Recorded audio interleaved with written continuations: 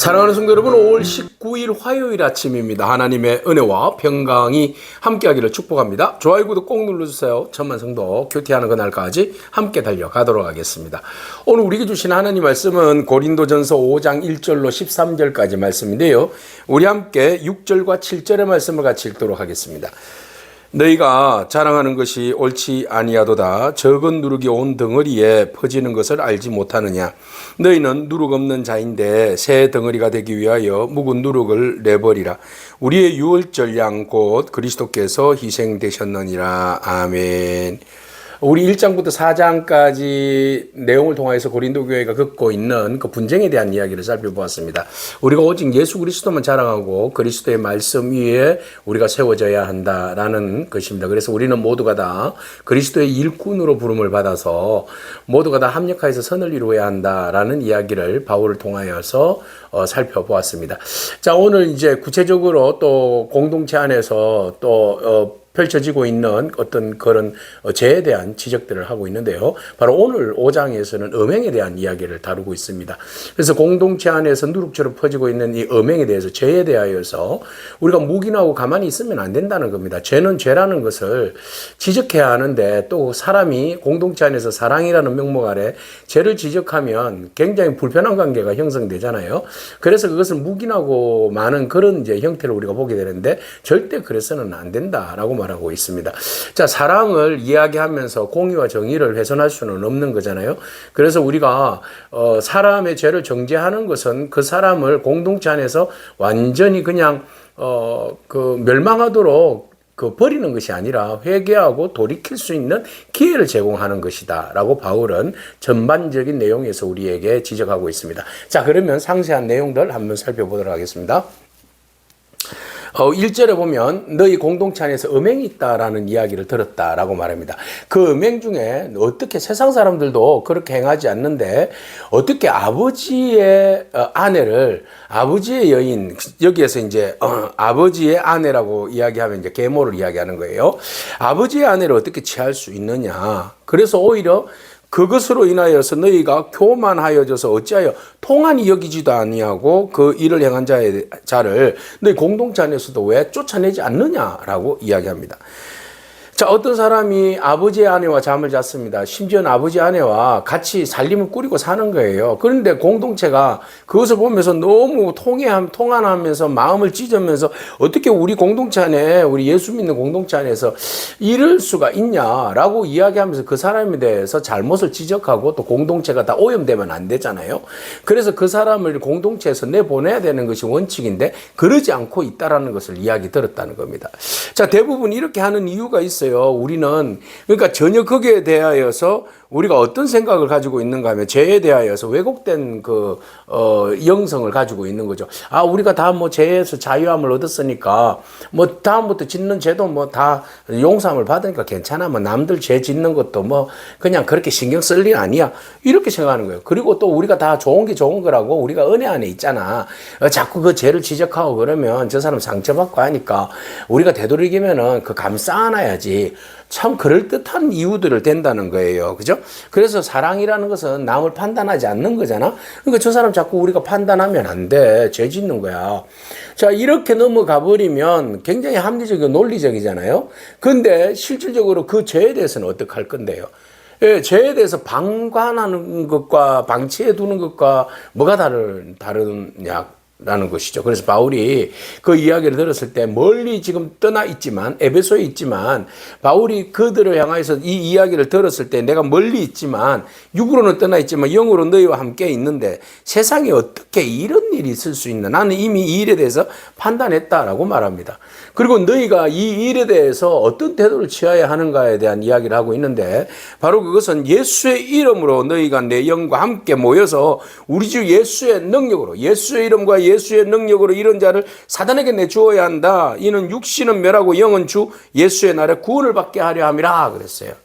그러니까 그 사람에 대해서 그냥 인간적인 방법으로 사랑으로 품어줘야지. 아이고, 우리가 남이가 너무 잘하는데 저 사람 우리 교회 헌금도 많이 하고 중요한 위치에 있는데 우리가 내보내면 우리가 교회가 손실이 얼만데 관계성을 또 우리가 다 깨어지면 어차피 보는 얼굴인데 이래저래 해서 되겠냐?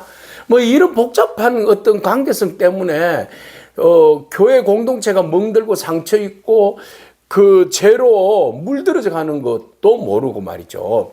예, 이렇게 이제 아니라 생각을 가지고 있다라는 거죠. 그래서 바울이 아니다. 이건 예수의 이름으로, 예수의 능력과 예수의 이름으로, 예수의 권세로 이런 것들에 대해서 단호하게 결정을 내려야 된다. 왜요? 우리가 주의 이름의 사도권과 주님의 이름 안에 우리가 이제 그 주님의 권세가 있잖아요. 그죠? 네. 그래서 주님이 주의 이름으로 우리가 매이고 풀면 풀리잖아요. 주의 이름으로 사하면 사하고 또 죄를 정죄하면 죄가 정죄당하는 거잖아요. 그러니까 우리가 우리 이름으로 하는 것이 아니라 주의 이름으로 권위 있는 주의 이름으로 우리가 이 죄에 대해서 엄하게 다스리지 않으면 안 된다. 그래서 그의 그를 우리가 사단에게 내어준다라고 말하고 있어요. 자, 사단에게 내어주고 영혼은 그리스도의 날에 살리려 하려 함이라, 구원받게 하려 함이라. 도대체 이 말의 해석이 어떻게 될까요? 자, 그를 사단에 내어준다라는 말은 그를 이제 교회 공동체 안에서 죄를 지었을 때에 출교해라라고 표현하고 있어요. 자, 출교라는 것은 우리가 굉장히 심각하게 받아들일 수 있잖아요. 예, 출교하게 되면 그 사람은 영원히 교회로 돌아오지 못하는 그런 이제 상황까지 가게 되는데, 출교의 원인과 출교의 그 여러분 진정한 목적에 대해서 우리가 이해한다면 이 사람에게 유익이 있는 거죠. 자, 공동체 안에서 죄를 범했어요. 공동체 안에서 더 이상 이 사람을 두고 방치해 두면 공동체가 병들어요. 그러면 엄연히 공동체에서 그리스도의 이름과 그리스도의 능력으로 이 사람을 정리를 해서 출교를 해야 됩니다. 출교함으로 인하여서 그가 바깥에 나감으로 인하여서 뭘 깨닫는 거예요? 자기 죄를 알고 깨닫는 거예요. 회개하는 거예요. 그래서 그가 그리스도 나라에 구원받는 거예요. 자, 육으로는 뭐 사단에 내어줬다는 말은 결국 출교를 당한 거잖아요. 당한 거지만 육으로 봐서는 안타까워요. 그렇지만 그가 쫓겨남으로 인하여서 그 일로 인하여서 회개하고 구원으로 돌이킬 수 있는 기회를 만들어주는 것이 너무너무 중요하다. 그래서 출교의 목적은 사랑입니다. 그 영혼을 구원하기 위함입니다. 그런데 우리가 이것이 굉장히 교회의 권위적인 어떤 그 법 체제 아래서 이 출교라는 것을 막 써버리잖아요.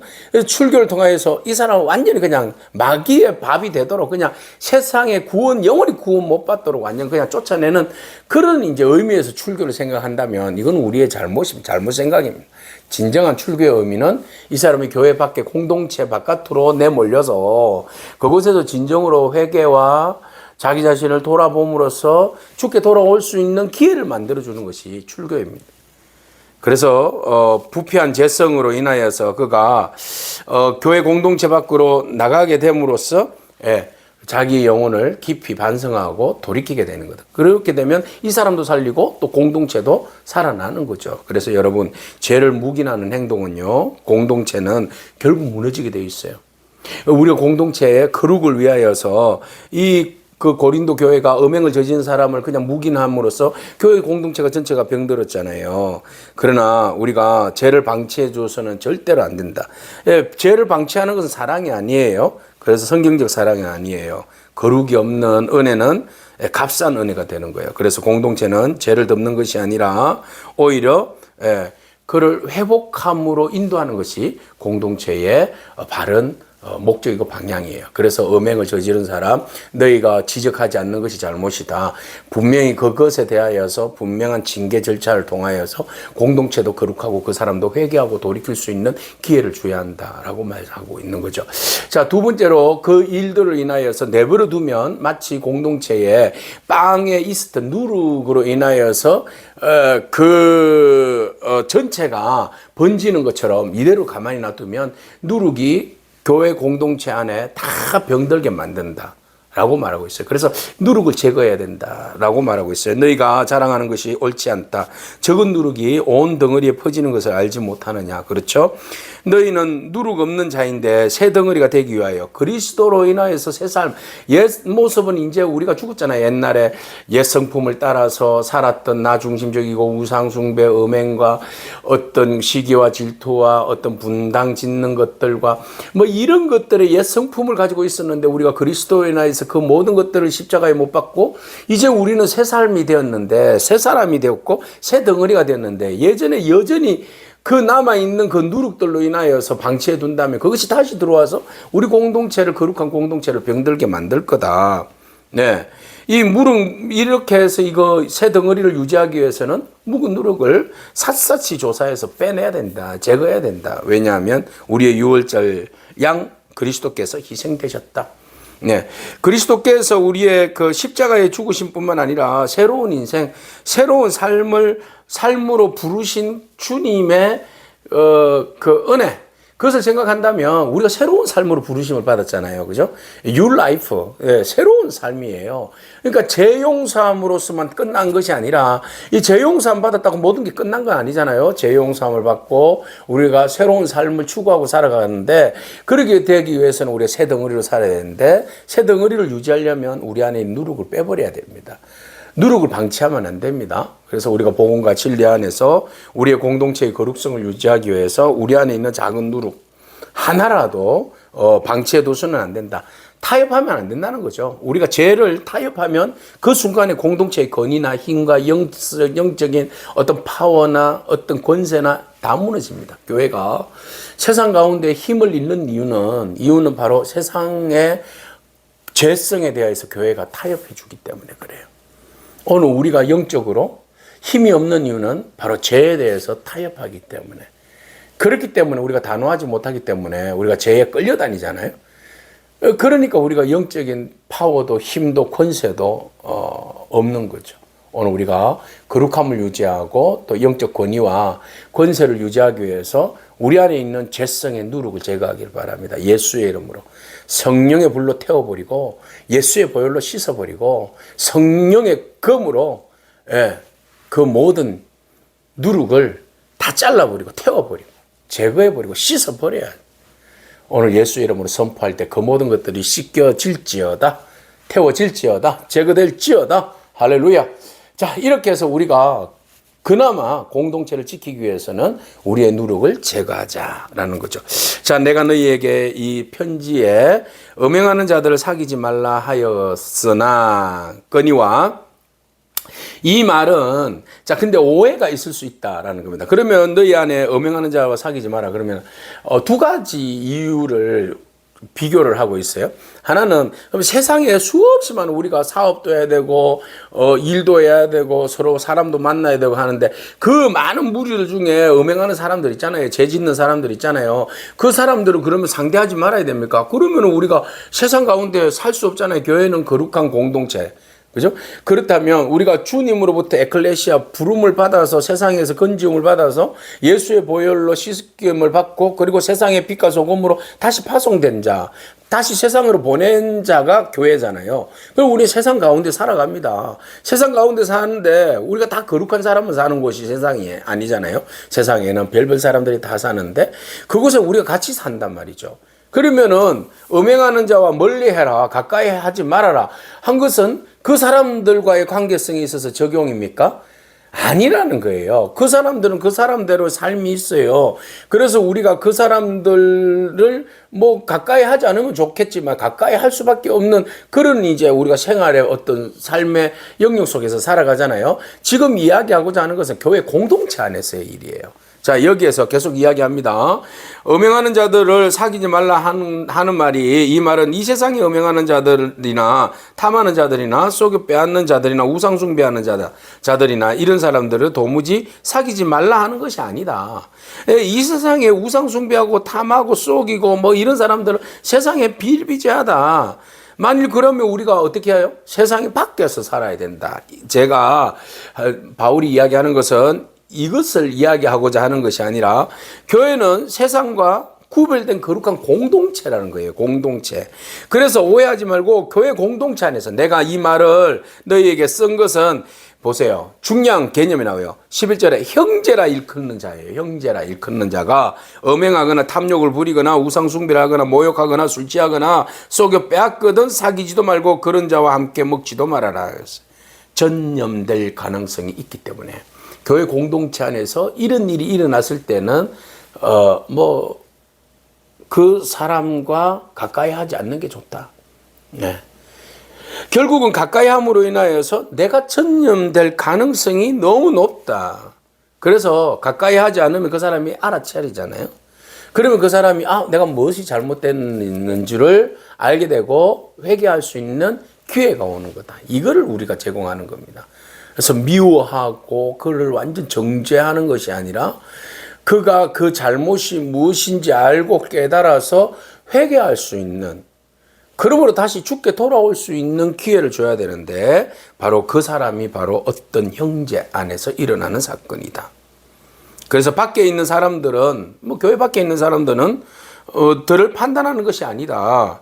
내게 무슨 상관이 있으리요로마는, 그죠? 내게 무슨 상관이 있으리요마는, 교회 안에 있는 형제라고 이야기하는 사람들에 대한 이야기. 교회 안에 있는 사람들이야 너희가 판단하지 아니하라. 교회 안에 있는 사람들은 우리가 돌아봐야 됩니다. 교회 밖에 있는 사람들을 정죄하는 것이 아니라 공동체 안에서 거룩을 회복하는 것이 급선무다. 우리의 공동체가 거룩한 것이 급선무기 때문에 공동체 안에서 그들을 혐오하는 것이 아니라 공동체를 보호하기 위한 영적인 결단이 필요하다.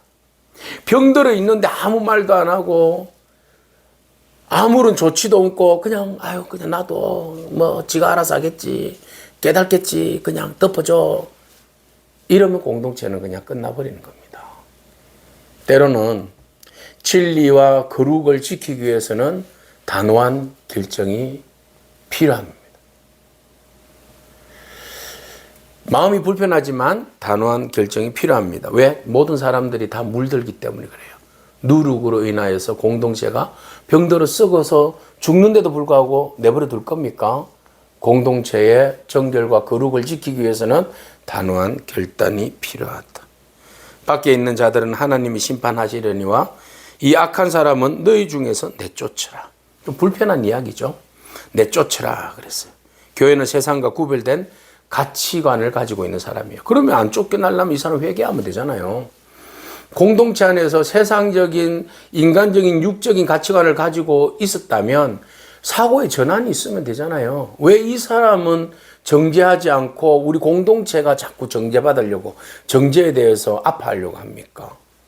이 사람이 회개하도록 도와주고 회개하도록 길을 열어주고 회개하지 않으면 우리 공동체를 지키기 위해서 내보내는 게 맞죠. 그죠?